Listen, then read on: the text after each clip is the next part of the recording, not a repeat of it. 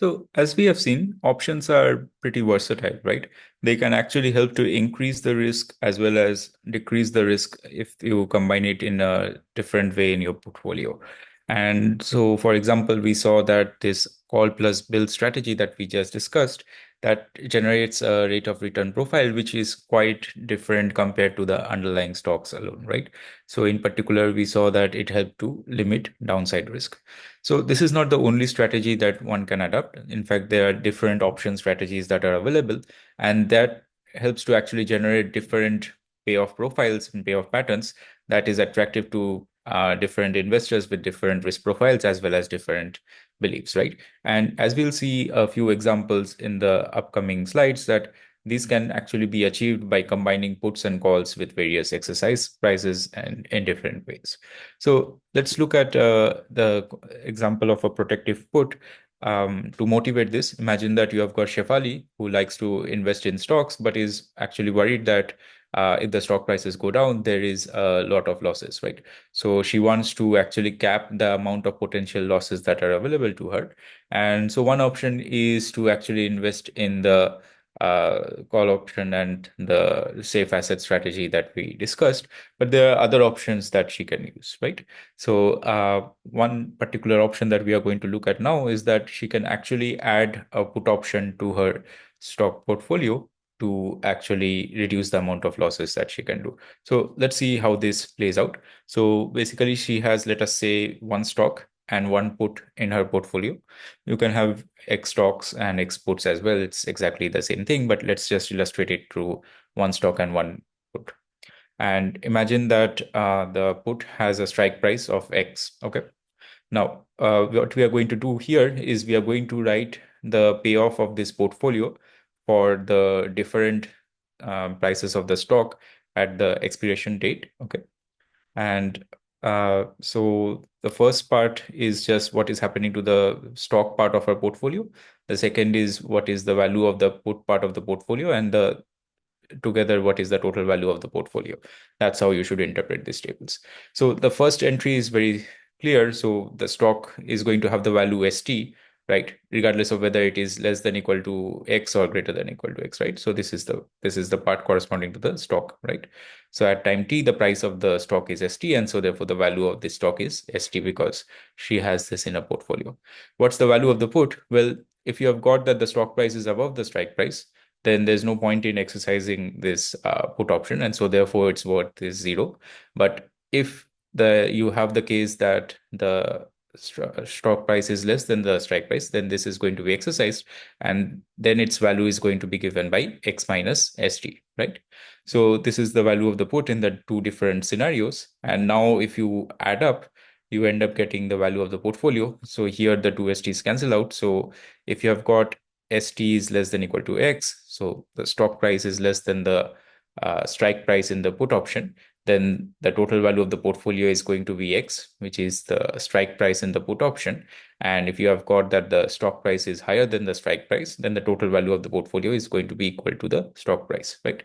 So as a result of this, what you can see from here is that Shefali basically guarantees a payoff of at least equal to the put option strike price, right? See, the lowest value of this value of the portfolio can be X, because anytime that ST is less than equal to X, the value is X. And anytime ST is more than X, then the value is equal to the share price, right? So holding this stock and put option essentially gives Shefali the right to sell the stock at the exercise price of the put option, right?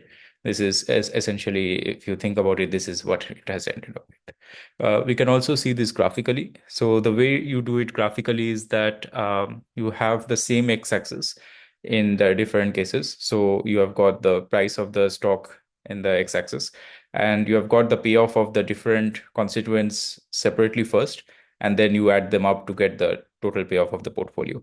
So this is going to be a 45-degree line, because this is also kind of like if she owns one stock, the payoff of the stock is exactly equal to the stock price. So therefore you see this as a 45-degree line passing through the origin. If it's a put, then it's going to take a value, the payoff is going to take a value equal to zero whenever you have got ST is greater than X, as we see here, right? And as we have discussed before. And once you have got XT is actually moving less than X, then the payoff is given by this X minus ST, right? So you have this. Now, if you combine these two things, and this is the protective put, which comes up by adding the stock and the put. So for a value of ST greater than X, the put is adding nothing. So you have got only the stock price.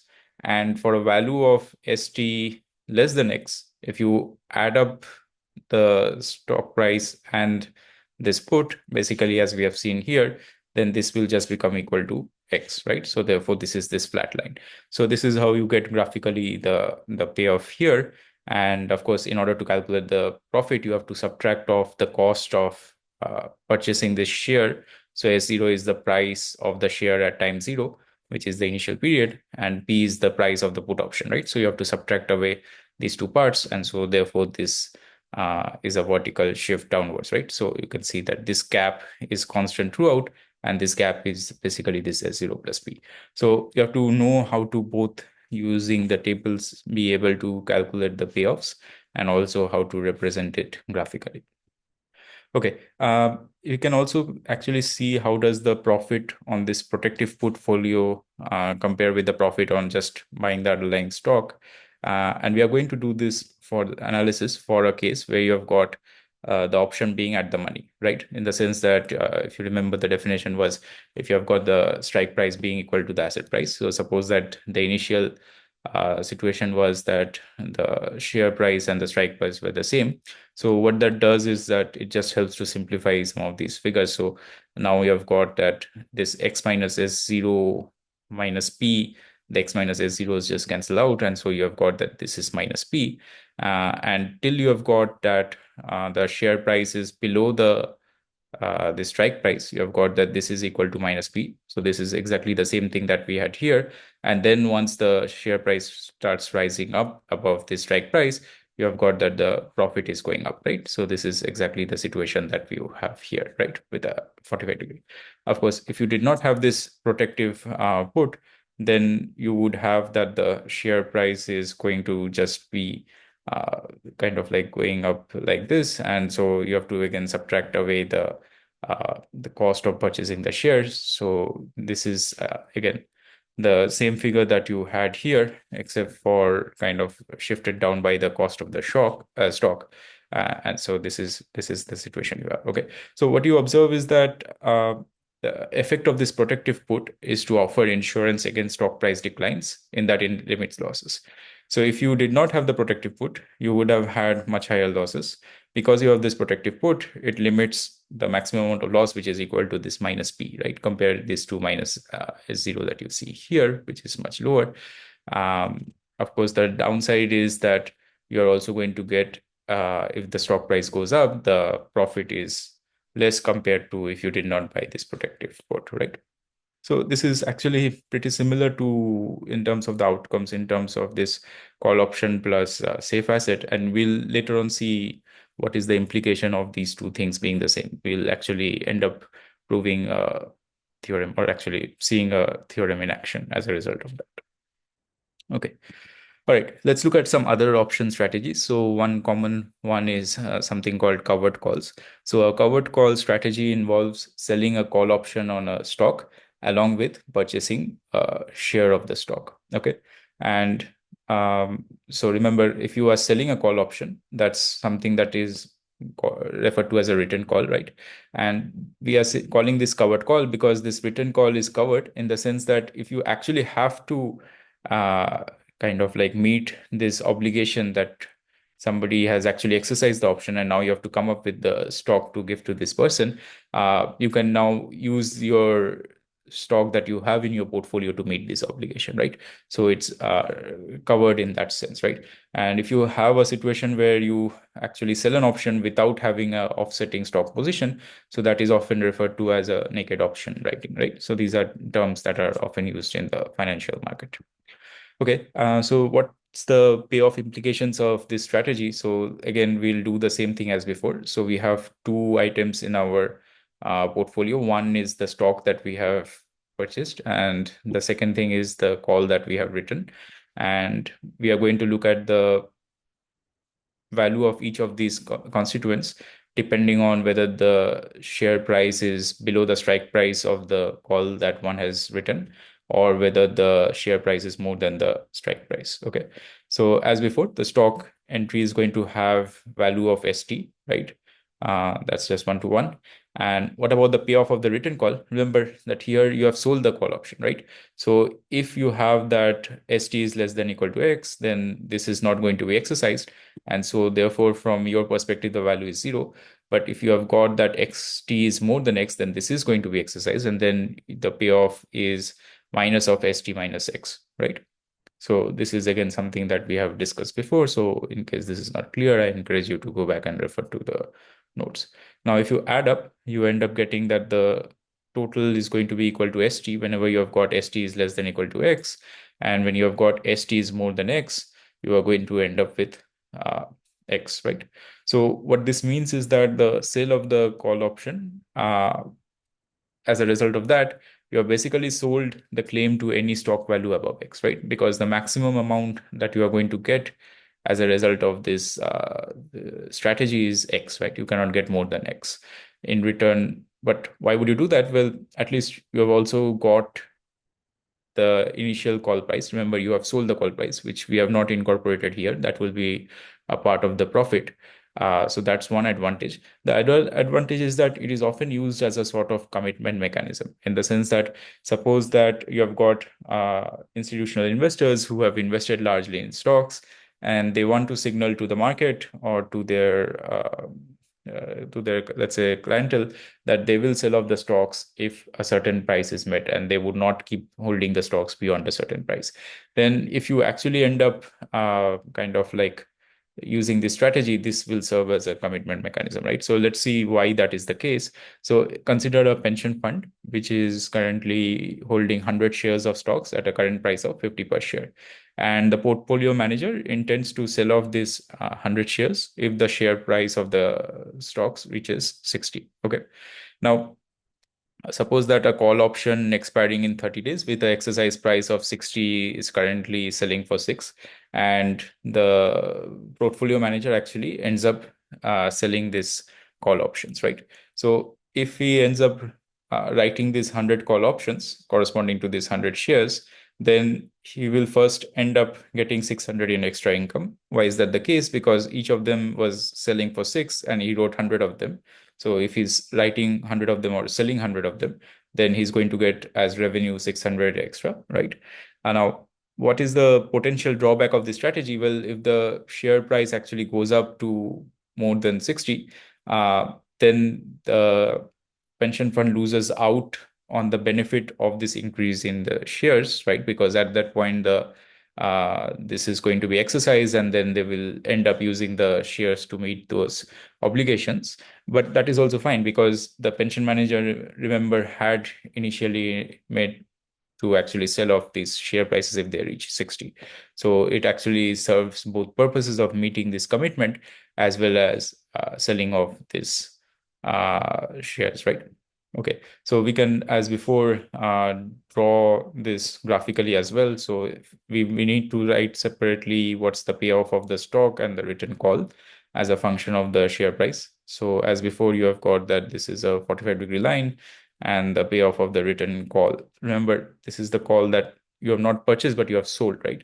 So the payoff looks like this. So it's equal to 0 if you have got ST is less than X, and once ST falls below X, then the payoff becomes in this negative direction that you see here. And now if you add up, you end up getting that this is how the overall payoff for this portfolio, which is the covered call situation, is going to look. So this is the 45-degree line, and then this and this basically cancels out so that you end up getting a flat line, right? So what's going to be your profit? So that is going to be basically minus of S0 plus C, right? Minus S0 because you are purchasing a stock, plus C because you are actually also selling the call option, right? So then you end up getting plus C as a result of that. So this is how the graph will look like. Okay, let's look at one more option strategy that is pretty frequently used. So this is what is known as a straddle. To motivate this, Imagine that you have got Anthony, who believes that the pharma company, which has recently come out with a vaccine, is soon going to have interesting developments taking place. So the vaccine has been sent for trial. And if the trial turns out to be successful, then the vaccine is likely to be adopted by, let's say, the government as part of the standard vaccines. And as a result of that, the company will earn a lot of revenue, right? And Anthony believes that the share price will actually double in value if the vaccine turns out to be successful. However, if the vaccine fails the trial, then in that case, the company is going to be in a lot of problem because they had invested a lot in this product. And in fact, the share price will actually halve if the vaccine is ineffective, right? Now, Anthony wants to take advantage of this kind of like situation, and basically he can execute a strategy involving what are known as straddles to take advantage of this volatility. So, what is a strategy involving a straddle? So, particularly a strategy involving a long straddle requires buying both a call and a put option, each with the same exercise price X and the same expiration date T. So, let's see how this works out. So you have purchased both a call and a put, and you have got that again, there can be two situations. One is that the share price is below the strike price, and the other situation is share price is more than the strike price. Notice that both the pull and the call options, put and the call options have the same T and same X, right? Okay, so if you have got that ST is less than equal to X, in this case, the call option is not going to be exercised, and therefore the payoff is 0. And if you have got ST is more than X, then it is going to be exercised, and then therefore the payoff is ST minus X. For the put, it's exactly the opposite, that if you have got ST is less than equal to X, then the payoff is X minus ST. And if ST is greater than X, then it's not going to be exercised and payoff is 0. Now, if you add up, you end up getting that the total value of the portfolio, if ST is less than equal to X, is going to be X minus XT, right? So this is something non-negative. And similarly, if ST is more than X, then this is just going to be ST minus X, right? So straddles are actually useful strategies in situations involving a lot of volatility. And the worst case scenario from the strategy's perspective is if there is no movement in stock price, right? So why is that the case? So let's plot these things in a figure. As before, we have the call and the put separately, and then we put them together. So this is the usual picture with the call that you see. This is the profit part, the blue line, which is just shifting the payoff with a factor of C, which is the cost of buying the call. And this is the usual picture with the put diagram that we have seen before now. And again, this is the profit corresponding to the put. And now if you add up, remember this X is the same. So what you end up getting is this figure, this V-shaped figure that you see as the payoff, right? So this is the one corresponding to X minus ST when you have got ST is less than equal to X. So this is this part. And again, this is the part corresponding to what happens when you have got XT is more than X. So then in that case, you have got ST minus X, right? So it's a V-shaped figure with a slope of -1 and +1, right? And these two parts of the V will meet exactly at the strike price. So let's now investigate these two statements. So first we said that they are useful strategies in situations involving a lot of volatility. So you can see that the payoffs are going to be higher the further off you are from this X, right? So if there is a lot of increase in the stock price or if there is a lot of decrease in the stock price, the payoffs go up. But if there is very little changes in the stock price, then the payoffs are actually not so high, right? And so that's why we say that the worst case situation if there is no movement in the stock price. Okay, so we observe that these have non-negative payoffs. However, the profits can be negative because you have to adjust for the price of the buying the put option and the call option, right? And as a result of that, we see that the profit having a positive profit requires that the value of the portfolio to be higher than the initial cost of purchasing these options. So there are these other variations that are often sometimes used. So you should know at least what are these strategies. So strips refer to two puts and one call being purchased on a security with the same exercise price and same expiration date. So straddle was, remember, one put and one call. Strip is two put and one call. And strap is two calls and one put on a security again with the same exercise price and expiration date. So as an exercise, you might want to kind of write down in a table what are the payoffs of this two different types of straddle, strip and strap, and also how would you represent this graphically. So that is something that we encourage you to do as a practice problem.